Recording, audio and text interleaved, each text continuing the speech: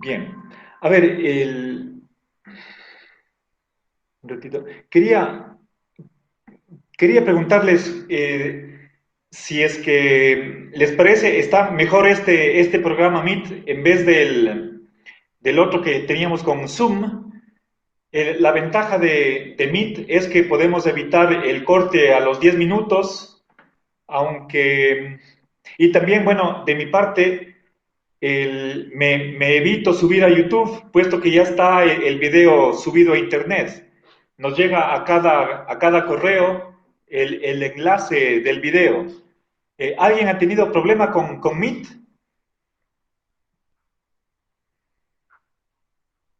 Paulito, Solo ¿usted? una cuestión, profe, ¿Sí?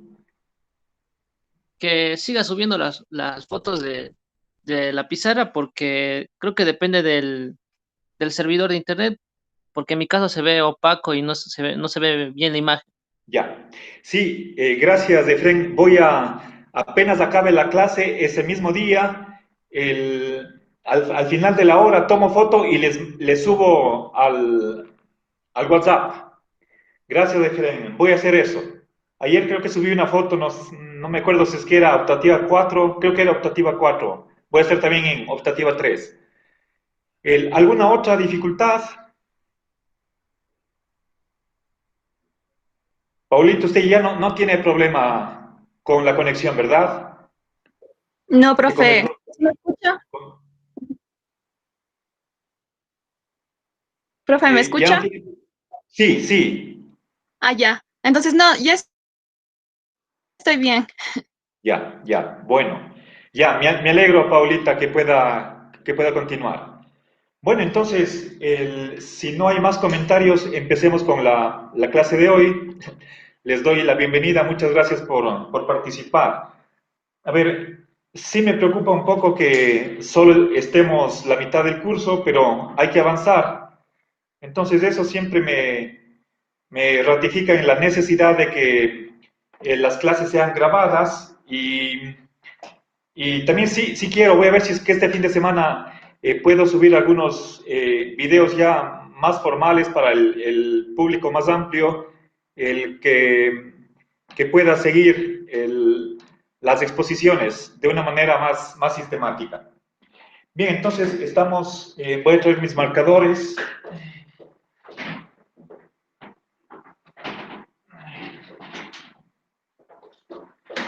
A ver, esto, visión lógica del derecho. Entonces, voy a acabar de explicar la introducción.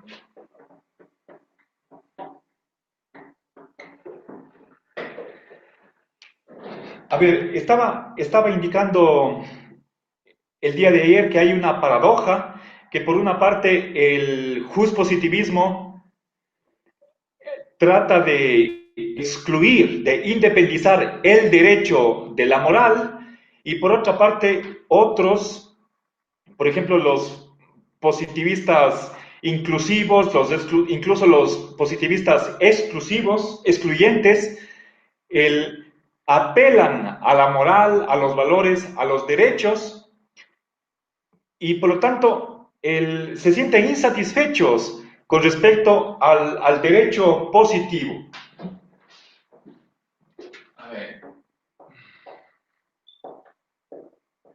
A ver, el positivismo,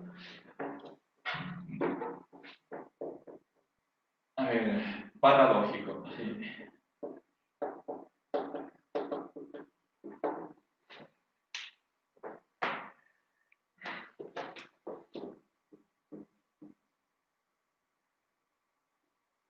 El derecho es independiente de la moral, ¿sí? Pero por otra parte, tratan de incorporar la moral al derecho, ¿sí? Y aparte de la moral, los valores y los derechos, ¿sí?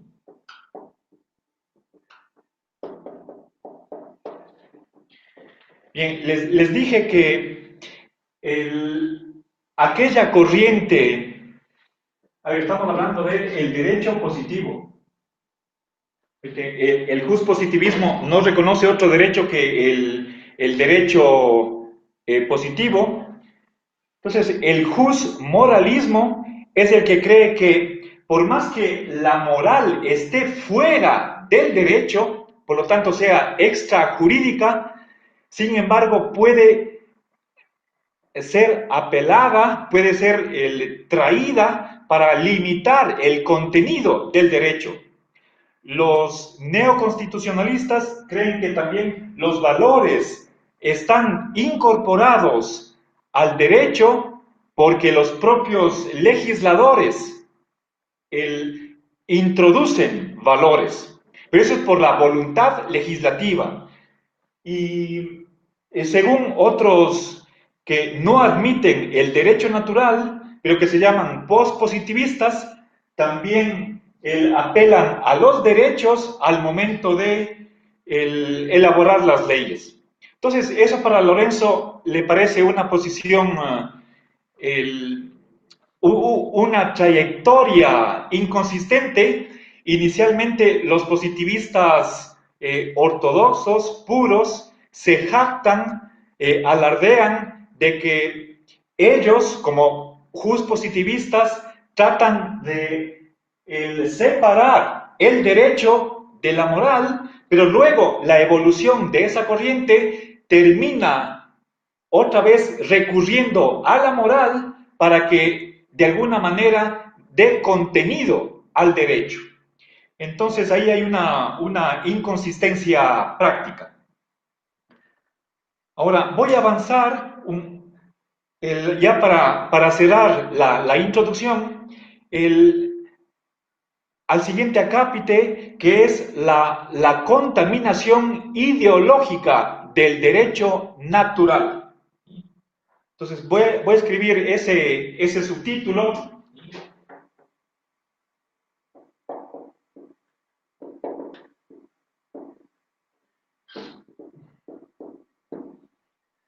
A ver,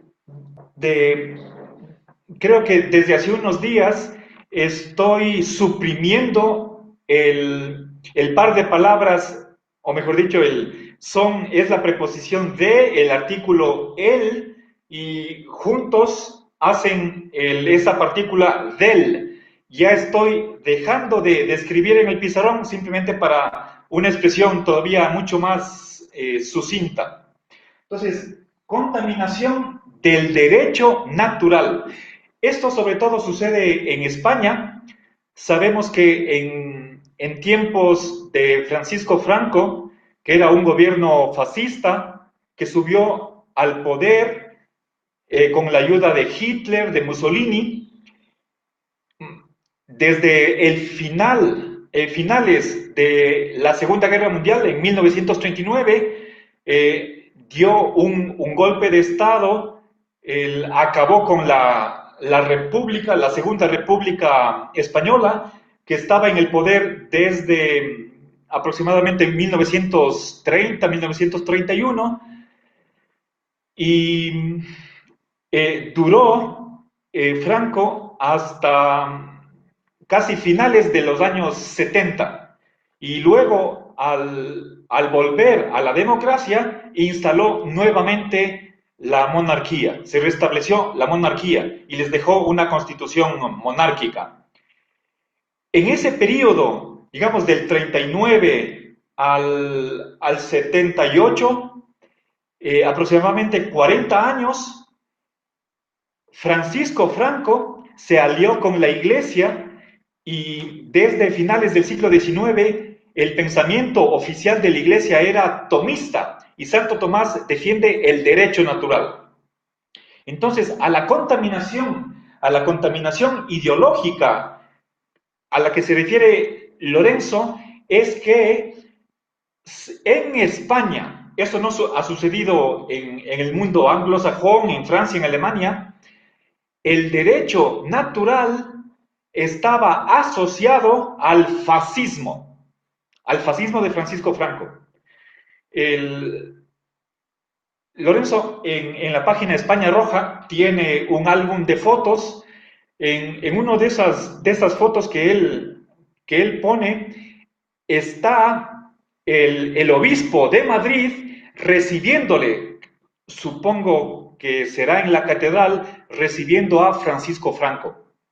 Entonces hubo una alianza, un acuerdo entre la Iglesia Católica y el gobierno de Franco, por lo cual después de que acabó la tiranía franquista, el derecho natural adquirió esa mala fama por esa asociación coyuntural que tuvo con Franco. Entonces, pero lo que quiere hacer Lorenzo Peña en este acápite es, a ver, me estoy refiriendo al acápite 2. Acápite 2.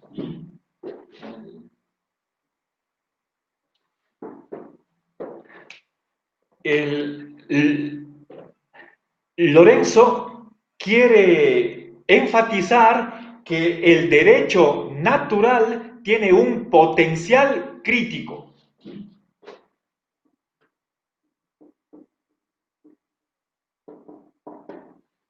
¿Sí? Potencial crítico en varios sentidos. Uno de ellos es que todo gobernante, incluso el rey, tiene que estar sometido al derecho. ¿Sí? No al derecho positivo, porque ese derecho depende del propio rey, sino un derecho que esté por encima del derecho positivo. ¿Sí? Entonces, primera cosa, el soberano sometido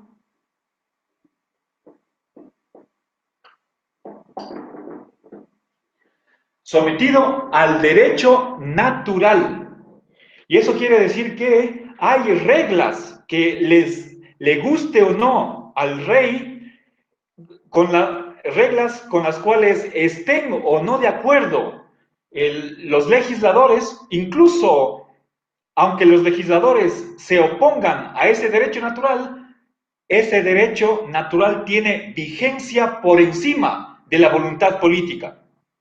Entonces, ese es un primer elemento de este potencial crítico, y el derecho natural está imponiendo ciertas obligaciones al gobernante que tiene que cumplir independientemente de cuál sea su legislatura, su legislación, el ordenamiento jurídico. En caso de que el gobernante no acoja esos deberes de derecho natural, por ejemplo, la de gobernar para el bien común, la de que los legisladores decreten o creen leyes cuyo propósito sea el fomentar, no solamente mantener, sino el incrementar el bien común, entonces, cuando hay una violación, sobre todo permanente, grave, que haga la vida del pueblo insufrible y que no puede ser solucionada mediante mecanismos pacíficos, entonces el derecho natural da esta facultad, el poder al pueblo de derrocar al tirano, de desobedecer, de rebelarse en contra del tirano. ¿Sí? Entonces, eso es el potencial crítico. ¿Sí? El desobediencia, desobediencia, la cuestión de la rebelión, no solamente como un derecho del pueblo, no es el derecho simplemente de un líder, de una persona, de un individuo que se cree un iluminado y que arrastra a las masas hacia una revolución.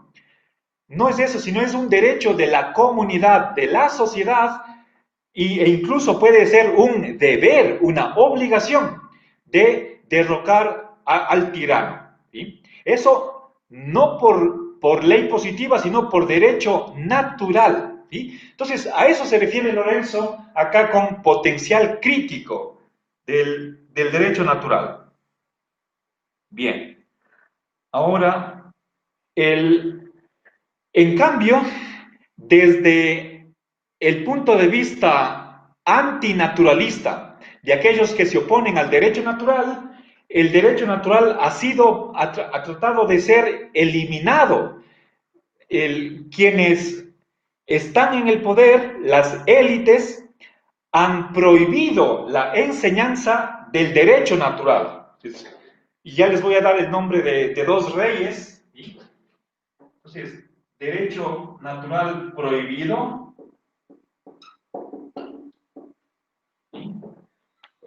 A ver, no voy a hacer la historia, simplemente les menciono. Ustedes ya a ver, está... les voy a pedir que subrayen, que hagan el procesamiento del prólogo y de la introducción. Verán, en 1794, eso significa 5 años después de la famosa Revolución Francesa, el rey Carlos IV prohibió la enseñanza en las universidades del derecho natural, en las facultades de jurisprudencia. En 1814, en España, en marzo, subieron al poder los liberales y estaban planificando la enseñanza del derecho natural.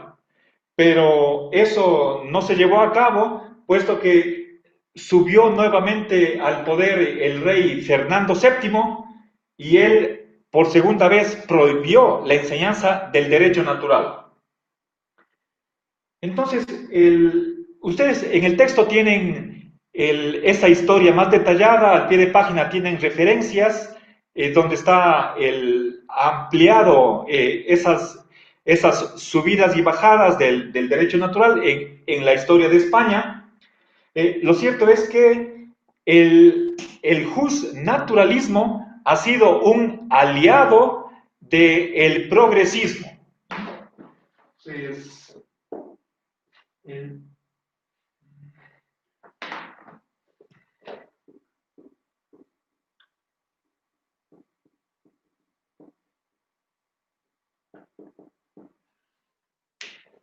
nosotros hemos de ver en optativa 4, pero ya menciono acá en optativa 3, que la declaración de los derechos, el reconocimiento de los derechos, por ejemplo en Francia, se hizo una vez que terminó la monarquía, es decir, cuando se instauró la república. Ese es un progreso, un avance, que mientras un pueblo está sometido a una monarquía, y a veces monarquía absoluta, autocrática, que no tiene constitución, entonces no se reconocen derechos. Eso sucede actualmente en Arabia Saudita. La gente no tiene derechos, las mujeres, por ejemplo, no tienen derecho a la educación, etcétera, etcétera. Entonces, solamente cuando hay hay normas sistemáticas por encima del derecho positivo, uno puede reclamar, basado en ese derecho natural, puede hacer un reclamo al soberano para que reconozca derechos. Entonces, esa es la alianza que hay entre derecho natural, que está presente en la Declaración de los derechos del ciudadano y del ser humano de 1789. La declaración empieza en el artículo 1 diciendo que todo ser humano nace y permanece durante la vida libre e iguales en derechos. ¿Sí? Entonces, eso significa que hay derechos connaturales. ¿Sí? Son derechos congénitos que no dependen de la voluntad política del gobernante, sino que cada uno, por ser lo que es, puesto que somos seres humanos, por eso tenemos derechos. ¿Sí? Bien, entonces, cuando cae la monarquía y surge la república, ahí ha estado presente el derecho natural. ¿sí? Entonces, podemos hablar aquí de republicanismo, de democracia, y por lo tanto, estos movimientos obviamente constituyen un paso adelante en la historia de la humanidad. En cambio, aquellos movimientos que se han opuesto al derecho natural, en cambio son desde el punto de vista conservador, tradicionalista, moderantista. Es decir, los moderados son aquellos que comparten ese ideal revolucionario de cambiar violentamente, de un modo armado, con derramamiento de sangre, el régimen político. A ver, entonces, verán, no estoy diciendo que el derecho natural sea revolucionario. Lorenzo no se expresa en esos términos. Sí dice que el derecho natural es progresista. ¿Sí? A ver. A ver, entonces, volviendo acá, el derecho natural fue prohibido por los reaccionarios,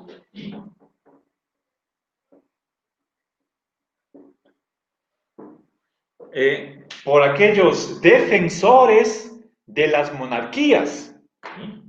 Entonces, ese obviamente es un retroceso.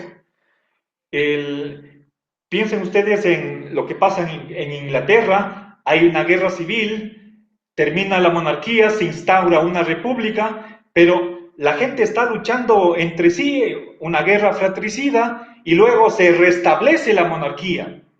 Entonces, en ese va y ven, ¿qué papel juega el derecho natural? Está acá, ¿sí? Entonces, el rey no puede estar por encima de la ley. Entonces, al revés, la ley no depende de la voluntad del gobernante. Eso es el derecho natural. Entonces, yo quisiera que ustedes capten este mensaje que está en el acápite número 2. Ahora, aparte de los partidos o de los movimientos políticos que se opusieron al derecho natural, ¿sí? Está la iglesia. ¿Sí?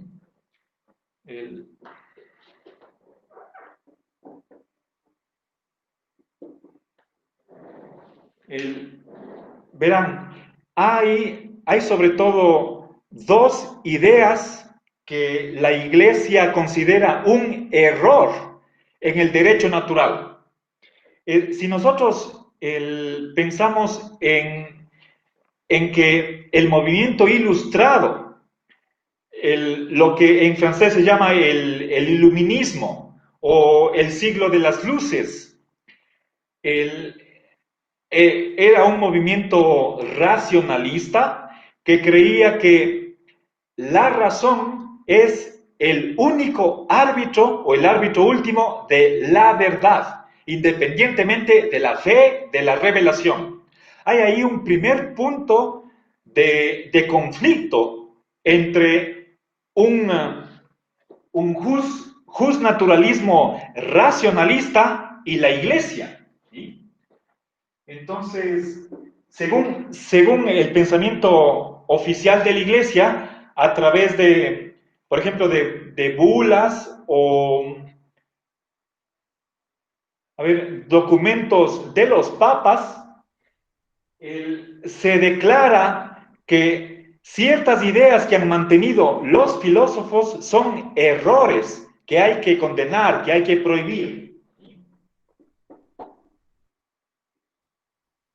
Entonces, voy a poner errores del racionalismo. Estábamos viendo ayer que el justnaturalismo al que se adhiere Lorenzo Peña no es teísta, no tiene contenido teológico, sino que es heredero del racionalismo, sobre todo del de Leibniz.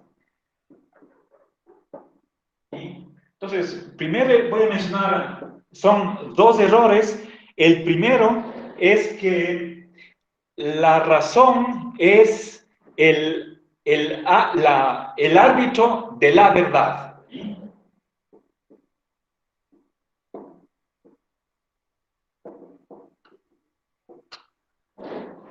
¿Sí?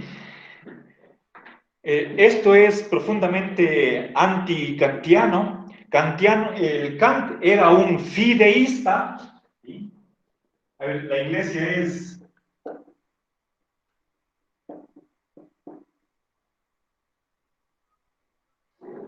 ¿Sí?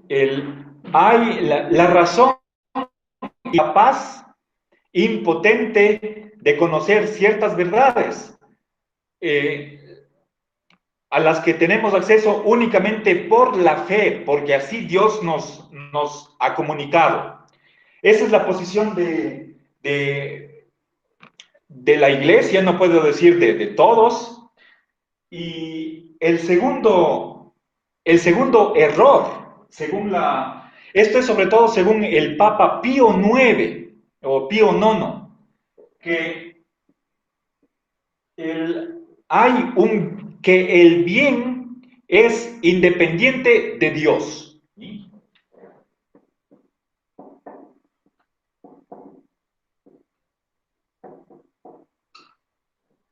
¿Ya? Entonces, eso quiere decir que para que exista el bien, para que el bien esté fundamentado, tenga una base, no hace falta que exista Dios. Recuerden ustedes aquella historia o aquel mito de Moisés en el monte Sinaí, que está recibiendo las tablas de la ley, de las propias manos de Dios. Los 10 mandamientos esculpidos en una piedra. Entonces, ese es el ejemplo máximo de que las normas de convivencia, de las normas que rigen nuestras relaciones personales, están dadas por Dios. Dios es el fundamento de las normas. Entonces, si es que el justnaturalismo se atreve a afirmar que el bien o los valores simplemente tienen su base en la naturaleza, no en algo sobrenatural, sino en las propias cosas, entonces estaba en contra de esa idea que es del Antiguo Testamento, que pone a Dios en el centro de la normatividad, ¿sí? Como el origen divino del poder. Entonces, por estas dos ideas, la Iglesia se opuso al justnaturalismo, sobre todo en esa vertiente racionalista, ¿sí? Entonces, desde un punto de vista fideísta, el derecho natural tenía que ser atacado. Bien, ahora, entonces, el derecho natural que defiende Lorenzo no es teológico, ¿sí? A ver, voy a decir unas pocas palabras con eso y termino. Entonces, este derecho natural, a ver,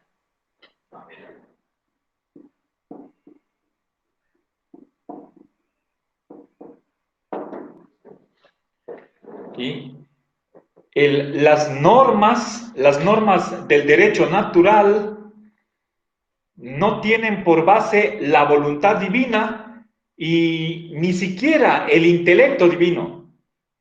Entonces, es un derecho natural aparte de Dios, que no necesita la postulación teísta. Entonces, eso quiere decir que incluso en el caso de que Dios no existiera, seguiría habiendo derecho natural. Y esa es la posición que tenían los ilustrados. Por ejemplo, Grocio o Leibniz mantenían esa tesis. Y, o sea, uno puede ser ateo, puede ser agnóstico y creer en el derecho natural. Entonces, Dios o teísmo y derecho natural no tienen que estar juntos. ¿Sí? Bien, entonces, esa separación entre lo que es teología y derecho natural la hace Lorenzo Peña. Ahora, para terminar la introducción y pasar inmediatamente al capítulo 1, voy a señalar qué es, a ver, la lógica del derecho. A ver, Lorenzo, a ver, estamos en el acápite número 3, ¿sí? Entonces paso al 3. Él dice que el derecho natural es cuasi idéntico a la lógica nomológica.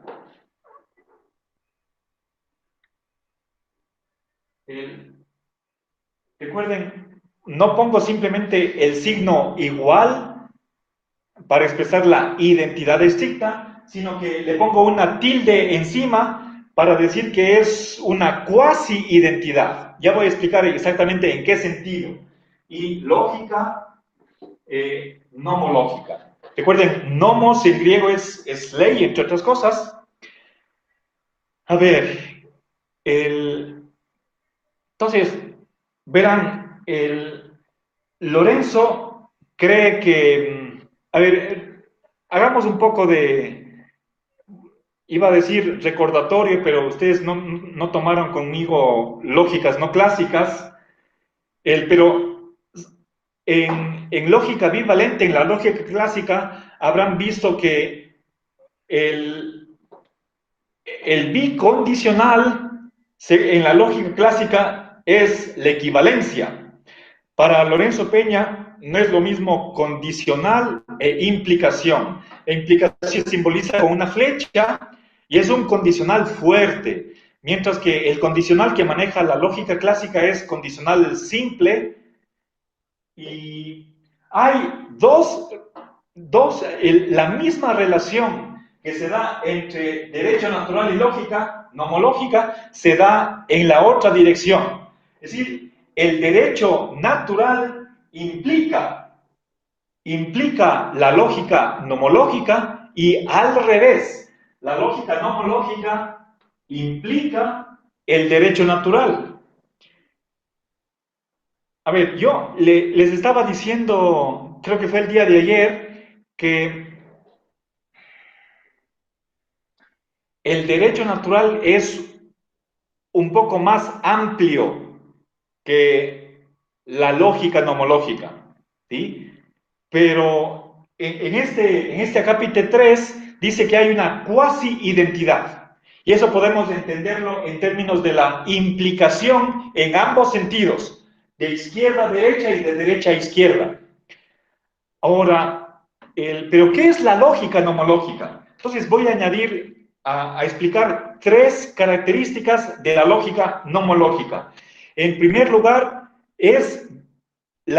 por ser lógica, es un conjunto de verdades lógicas.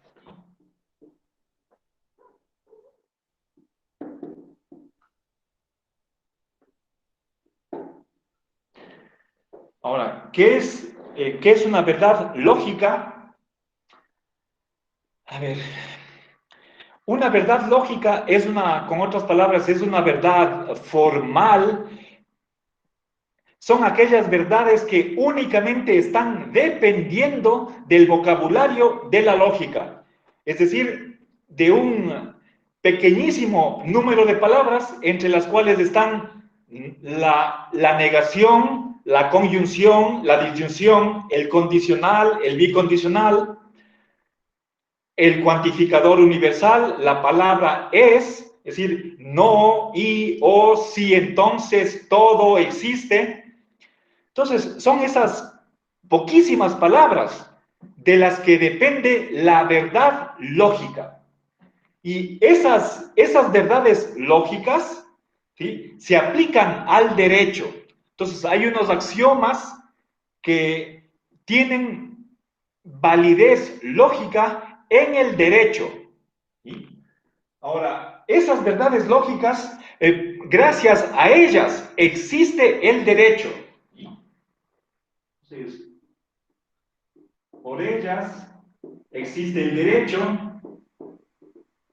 ¿Qué más? Son ellas las que regulan el funcionamiento del derecho.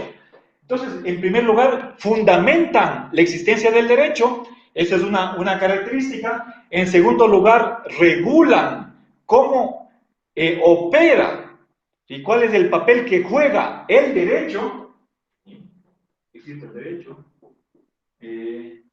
lo regulan. Y en tercer lugar, esa lógica nomológica es la que rige el razonamiento jurídico de los abogados, de los jueces, de los notarios, de todos aquellos que están involucrados con la administración de justicia. Bien, entonces, eso tiene que ver con el razonamiento jurídico. ¿Sí?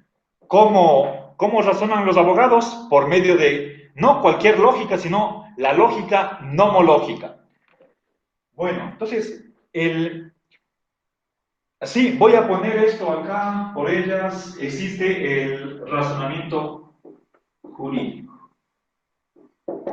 Bien, entonces nosotros en el capítulo 2 vamos a estudiar la lógica nomológica. Bueno, ustedes ya seguramente procesaron ese capítulo, entonces saben de lo que estoy hablando. ¿Sí? Por ejemplo, el modus ponens jurídico, etc.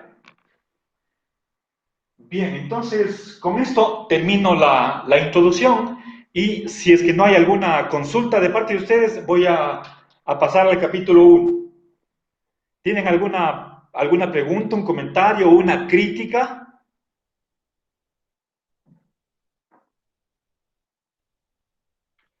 O si no, tomo una foto y pasamos al siguiente. A ver.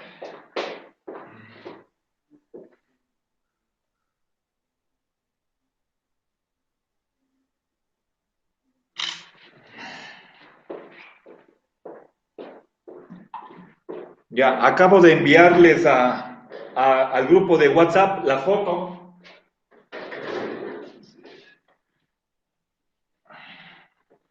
A ver, voy a detener aquí la grabación para empezar un nuevo video.